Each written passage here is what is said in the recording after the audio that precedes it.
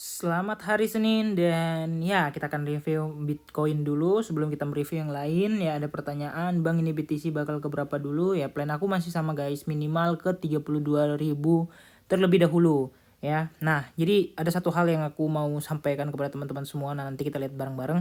Nah, tadi malam ya itu terjadi manipulation ya. Dan sempat udah turun ke sini tiba-tiba dinaikkan lagi sampai 347 ya. Kemudian di Asia season ya ini udah mau turun ya. Kemudian dikocok lagi nih ya. Kalian bisa lihat ini Asia tiba-tiba masuk ya. Kemudian dibalas candle reversal gitu. Ya sebenarnya nggak kita bilang ini bearish engulfing, tapi ini dihantam balik ini bullish engulfing. Yang harusnya yang mana bullish engulfing ya. Kelanjutannya ini harusnya naik gitu, tapi tiba-tiba langsung dibalikin lagi. Nah, benar-benar ini dia masih ketahan di supply 1 jam. Nah, coba kita hapus. Nah, supply 1 jam di situ ya, dia masih benar-benar menahan di area tersebut. Dan sekarang price action bergerak turun mendekati TP1 lagi, dan ini sebenarnya masih sama dengan yang kemarin gitu ya. Dan aku udah building beberapa short position dan kita masih menunggu lagi kelanjutannya ya. Dan di sini untuk Ethereum masih udah TP1 juga dan dia masih ngocok-ngocok. Ini support terbaru atau kita bilang demand 1 jam terbaru, dan ini supply 1 jam terbaru. Jadi range tradingnya sangat dekat, dan di sini 1 jam ada bear div guys. Ini bear div ya.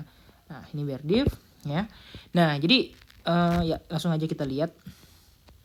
Nah, satu hal yang membuat aku yakin sama Bitcoin ini benar-benar lucu banget. Udah aku bilang juga di grupnya. Kita langsung live-kan aja di sini biar kelihatan seperti apa dan gimana, yaitu kita tambah volume. Ya. Volume ya.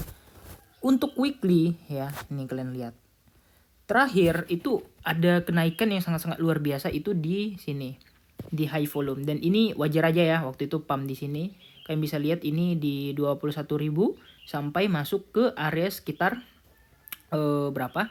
Area sekitar 28.000 ya, 21 ke 28 itu sekitar $7.000.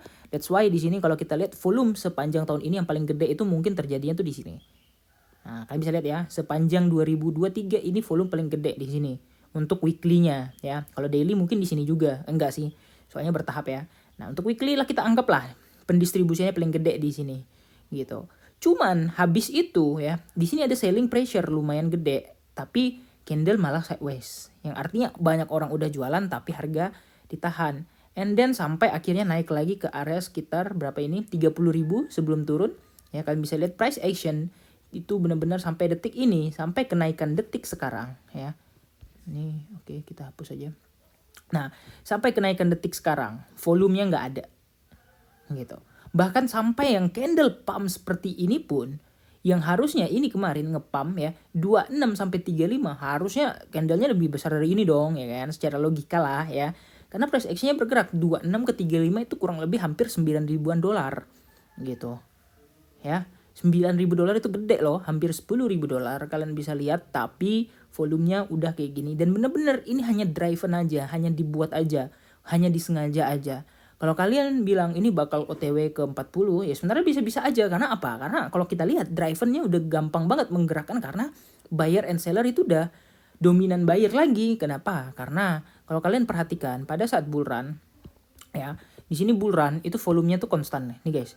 Dari mulai di sini ya, naik terus ini sama kurang lebih semua ya. Dia nggak ada yang namanya drop, malah makin bertambah volumenya ketika dia melakukan transaksi di atas. Tapi ketika sekarang ke harga naik gitu ya, harganya naik tapi volumenya drop. Dropnya juga lumayan jauh dari yang sebelum-sebelumnya.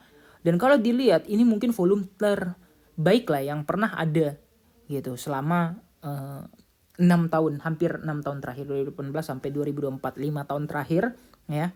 Itu adalah volume terbaik gitu.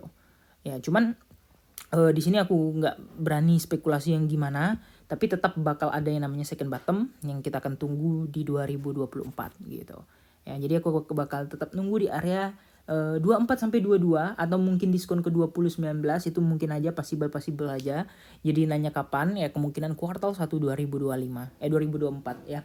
Dan di situ biasanya sebelum halving itu pasti ada drama-drama ya. Drama Covid sebenarnya itu juga karena panic sell yang sebenarnya udah terencana, tapi karena bertepatan eventnya di situ langsung drop dan distribution gitu. Oke. Kira-kira gitu aja. Jangan lupa untuk like dan subscribe. See you in the next video. Bye bye.